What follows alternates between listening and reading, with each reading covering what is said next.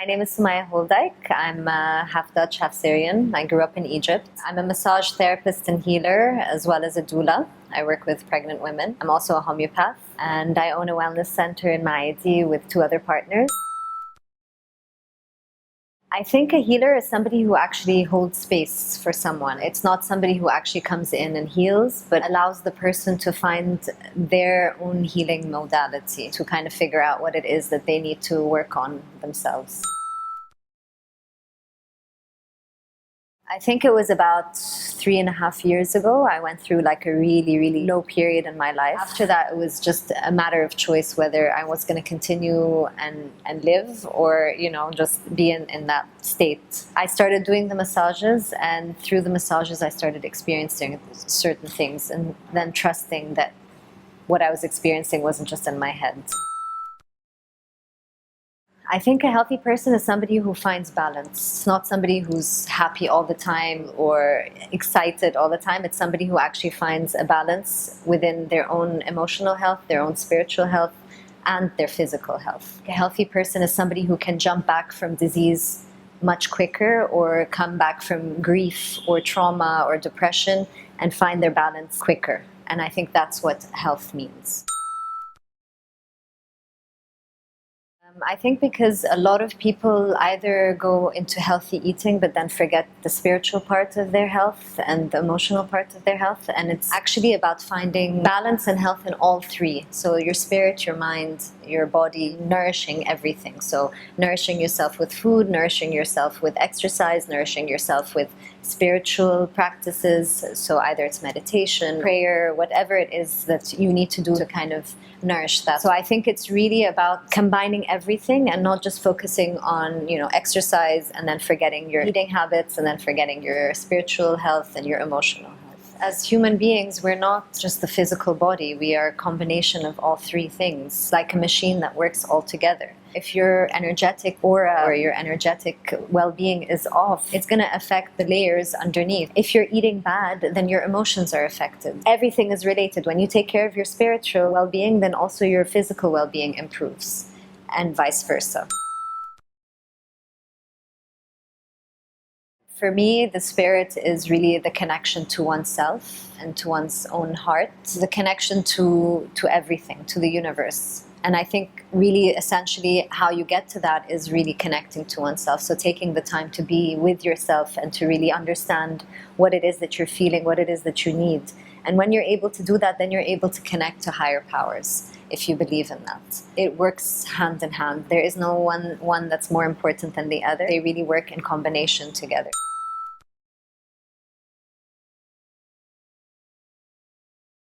That's through practicing mindfulness, is practicing being in the moment and trying to be right here, right now, without having to plan in the future, without having to be on your phone.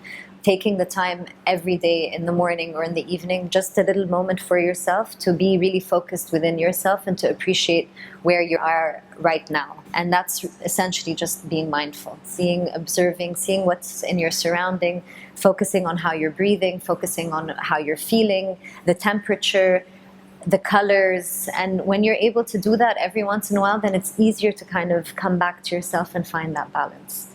And the problem with going outside and with being on social media is that we are basically not observing anything around us, and we're not aware of how we're feeling, how we're sitting, or the position that we're in.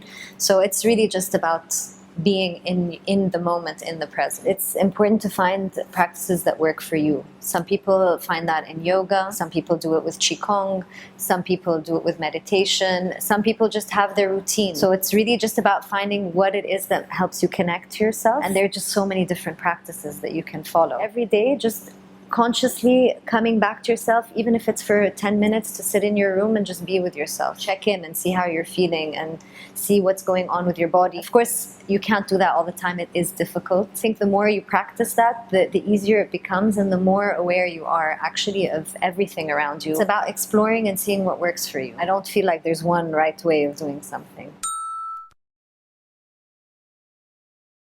I think it's important that we do work hand in hand because medicine is amazing with diagnosis and amazing with surgery. So I think in that sense, they're really, really helpful. The difference is that with alternative medicine is that we look at a person as a holistic person. So we see the person with how they eat, how they sleep, their emotional state, where they feel physical pain. You come to an alternative practitioner, they will ask you so many different questions that seem really random but are actually very relevant. So what I might recommend for you is not what I recommend for somebody else. With modern medicine, they unfortunately look at you like a machine that is very separate in the way it functions. So you come for a knee problem, you are a knee patient. They don't ask, oh, did you twist your ankle when you were younger? You know, did that misalign? Did you fall when you were maybe, 10 years ago? They don't see the body in a way where it actually works together. At the end of the day, I tell people sometimes modern medicine is what they need. If it's something that doesn't work for them, then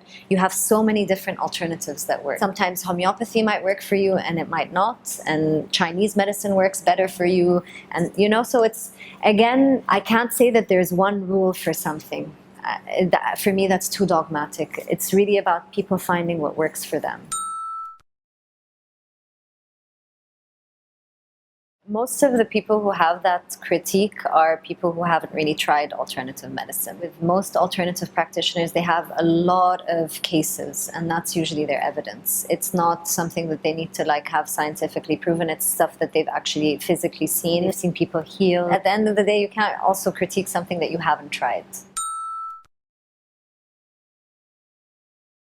For me, I think we're spiritual beings having a human experience. In my own personal experience, I find that that's something that's really very powerful for me. Like when I put my mind to something and put my mind to being better, then somehow the universe gives me the solutions that I need, and I usually heal pretty quickly. In my own experience, that's my healing modality, is just really putting my mind to it and being dedicated and really being open to what it is that's being sent to me.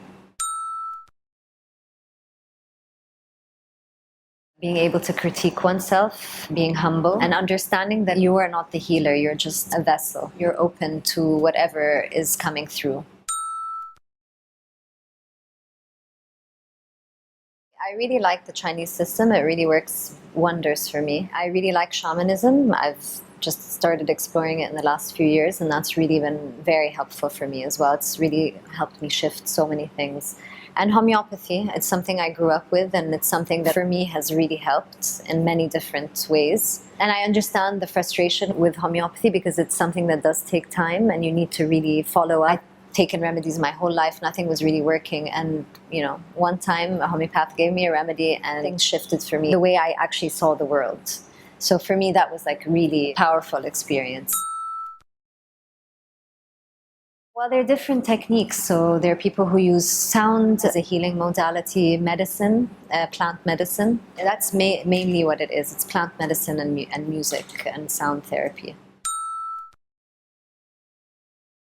Ayahuasca is something that not everybody is ready for. It's something that you need to really feel you're ready to experience. Ayahuasca opens up doors. So if you're not ready to do the work, then I wouldn't recommend doing it. And I really recommend doing it with somebody who can follow through with you later on, because there is a lot of processing that happens after. Actually, ayahuasca is a very small % of the work that happens. It's the work that happens after that's more important.